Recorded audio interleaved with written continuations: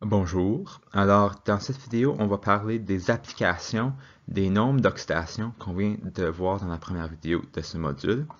On va premièrement voir comment utiliser les nombres d'oxydation pour déterminer l'oxydant et le réducteur d'une réaction redox. Et deuxièmement, comment équilibrer une réaction redox à l'aide de nombres d'oxydation. Une méthode alternative à ce qu'on a vu dans le module 2. Donc, premièrement, commençons avec un exemple. On va utiliser notre réaction de déplacement simple qu'on a déjà utilisé dans plusieurs vidéos. Donc, j'ai du cuivre solide qui est mis dans une solution aqueuse de chlorure d'argent pour former le chlorure de cuivre et de l'argent solide.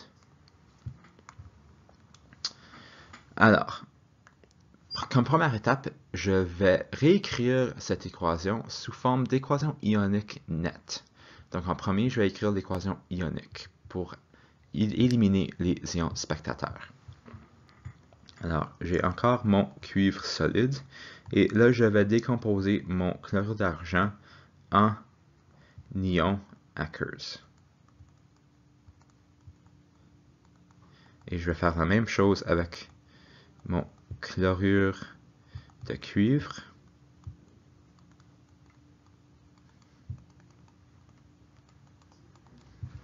Et là, je peux voir que j'ai les ions de chlore sur les deux côtés qui ne changent pas d'un côté de la réaction à l'autre. C'est donc un ion spectateur. Mon cuivre va du cuivre solide au cuivre 2+, cuivre ionisé. Mon argent va de la version ionisée à de l'argent solide. Les deux, le cuivre et l'argent, changent. Donc, je peux réécrire mon équation ionique nette comme étant cuivre solide plus Ag plus qui forme le cuivre 2+ et l'argent solide. Donc là, retournons se rappeler de nos règles pour les nombres d'oxydation. On a dit que le nombre d'oxydation d'un élément est 0. Donc, si on écrit ici nos nombres d'oxydation, le cuivre aura un nombre d'oxydation de 0, l'argent aura un nombre d'oxydation de 0. Et on a dit que les ions, tout seuls, leur nombre d'oxydation, c'est égal à leur charge ionique. Donc, l'argent, ici, aura un nombre d'oxydation de plus 1, et le cuivre de plus 2. On peut donc voir que le cuivre voit sa nombre d'oxydation augmenter. Et l'argent voit son nombre d'oxydation diminuer. Ceci nous dit instantanément lequel est l'oxydant et lequel est le réducteur. Une réaction d'oxydation est démontrée par une perte d'électrons. Ça veut dire que les nombres d'oxydation vont augmenter. Donc, quand vous voyez un nombre d'oxydation qui augmente, vous savez que c'est une oxydation. Et donc que le cuivre ici est le réducteur. Quand vous voyez un nombre d'oxydation qui diminue, vous savez que c'est une réduction et donc que l'argent ici est l'oxydant. Donc, le changement de nombre d'oxydation peut vous indiquer quelle demi-réaction est l'oxydation et quelle demi-réaction est la réduction, peut vous indiquer l'oxydant et le réducteur dans une réaction redox. Nous allons maintenant voir comment utiliser les nombres d'oxydation pour équilibrer les réactions redox. C'est une méthode alternative à ce que vous avez appris dans le module 2. Donc, pour pratiquer ce concept, on va faire un exemple. La page 615, numéro 39. Donc, l'équation que nous donne cette question, c'est Cr2O7 2- plus Fe 2 plus, Fe2 plus, nous donne Cr3 plus et Fe3 plus, et on nous dit que c'est en solution acide. Alors, notre première étape, c'est d'attribuer les nombres d'oxydation aux différents atomes. Donc, pour les ions, le fer et le chrome, on a vu dans la première vidéo que pour un ion simple, le nombre d'oxydation, c'est la charge ionique. Donc, le nombre d'oxydation ici, c'est plus 3. Ici, c'est plus 3. Ici, c'est plus 2. OK, pour Cr2O7, c'est un petit peu plus compliqué, mais nous savons que l'oxygène, c'est moins 2. Et nous savons que la charge totale, c'est moins 2. Donc, j'ai 7 fois moins 2, qui me donne un total de moins 14. Donc, si je dois arriver à moins 2, et j'ai déjà moins 14, je dois donc ajouter 12. Donc, le chrome, le total de charge va être 12. J'ai 2 chromes, donc chaque chrome doit être plus 6. Parce que 6 fois 2, c'est 12. Moins 2 fois 7, c'est moins 14. 12 moins 14, c'est moins 2. OK. Là, on peut identifier la réduction et l'oxydation. Donc, on peut voir que le chrome va de plus 6 à plus 3. Ça, c'est donc une augmentation du nombre d'oxydation. Une réduction du nombre d'oxydation. Ça, c'est donc notre réduction. Et le fer va de plus 2 à plus 3. Le nombre d'oxydation augmente sur l'échelle numérique. Et donc, ça, c'est notre oxydation.